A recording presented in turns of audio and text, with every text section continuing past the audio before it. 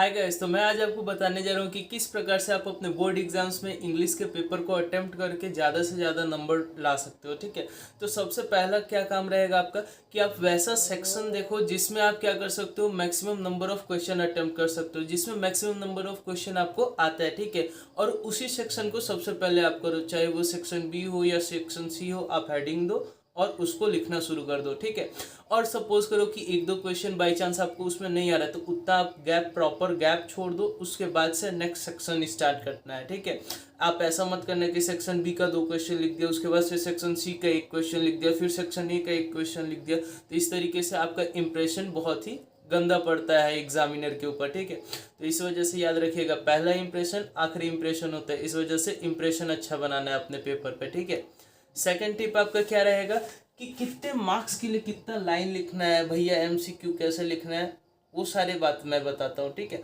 सबसे पहला, जैसे मान लीजिए कि आपको 2 मार्क्स का क्वेश्चन है, उसके लिए आंसर लिखना है, तो आपको मिनिमम 2 मार्क्स के लिए कितना से कितना लाइन लिखना होगा, 3 से 4 लाइन लिखना होगा। कितना लाइन?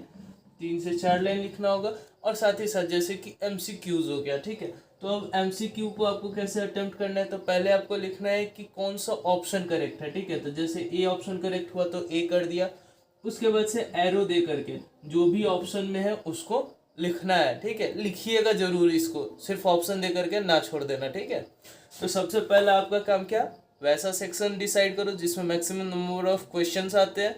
उसके बाद से अगर मार्क्स 2 मार्क्स के लिए लिखना है तो 3 से 4 लाइन हो गया, 4 मार्क्स के लिए लिखना है तो मिनिमम आपको कितना लाइन लिखना होगा, 6 से 7 लाइन लिखना होगा। ठीक है, वैसे ही एमसीक्यूज हो गया, तो एमसीक्यू को कैसे अटेम्प्ट करना है, पहले उसका ऑप्शन देना है, उसके बाद से लिखना है कि ऑप्शन में है क्या। ठीक है, थर्ड पॉइंट क्या रहेगा आपका, पैसेज किस तरीके से अटेम्प्ट करे, उसका वीडियो आपका बनाया हुआ है, शॉर्ट ट्रिक हमारे यूट्यूब चैनल पे आप जाकर के विजिट कर सकते हो कि किस तरीके से पैसेज को 5 से 7 मिनट में ख़त्म किया जा सके। ठीक है, पैसेज को आपको मिनिमम 5 से 7 मिनट ही, मैक्सिमम 5 से 7 मिनट ही देना है, क्योंकि आपको लिखना बहुत होगा इंग्लिश के पेपर में। ठीक है, इस वजह से शुरू से ही स्पीड में रहना है।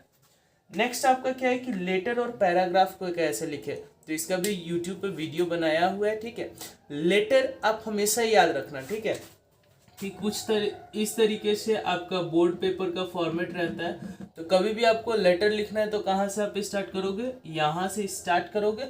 अगर सपोज करो ये पेज भर जाता है, ठीक है, तो आप सेकंड पेज का भी इस्तेमाल कर सकते हो। अब मानिए कि यहाँ तक में लेटर खत्म हो गया, तो उस नीचे के स्पेस को आप वैसे ही खाली छोड़ दोगे, उसमें कुछ भी नहीं लिखोगे और नेक्स्ट पेज से नेक्स्ट क्वेश्चन लिखना शुरू करोगे। ठीक है, और सबसे इम्पोर्टेंट बात कि जब भी आपको क्वेश्चन अटेम्प्ट कर रहे हो तो आप देख लो कि उसी पेज में उसका आंसर खत्म हो जाएगा या नहीं होगा।